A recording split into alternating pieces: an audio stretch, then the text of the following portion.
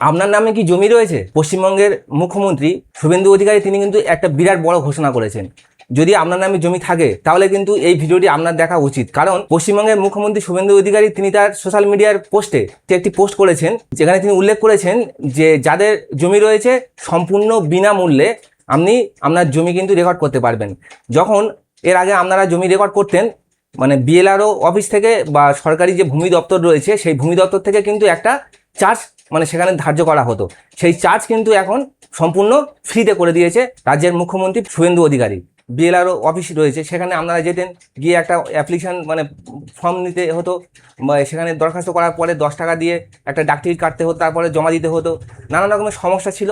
মানে এর আগেও কিন্তু ডিজিটালের মাধ্যমে করা যেত, কিন্তু তখনও কিন্তু একটা টাকা পেমেন্ট করা হতো, মানে যার যেমন দাগ নাম্বার ছিল, যদি কারোর দাগের তথ্য বেশি থাকতো তার জন্য কিন্তু তার বেশি টাকা মানে কাটতো, আর যাদের দাগের তথ্য কম তাদের কম কাটতো।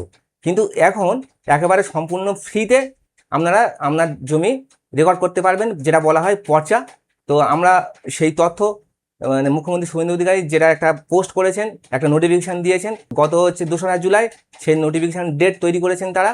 আমরা সম্পূর্ণ স্ক্রিনে এটাও দিয়ে দিচ্ছি, আপনারা দেখবেন। আর এই ভিডিওটি আপনারা শেয়ার করুন, যাতে আরও অন্যান্য যারা রয়েছেন, যাদের জমি রয়েছে, তারা সম্পূর্ণ যাতে ফ্রিতে এই সুযোগটি পায়, মানে আপনারা তার জন্য শেয়ার করে দিন। যেহেতু এখন সরকার এটা ফ্রি করে দিয়েছে, তাহলে এখন বর্তমানে কারেন্ট যে পর্চা আপনারা কিন্তু আবেদন করতে পারেন।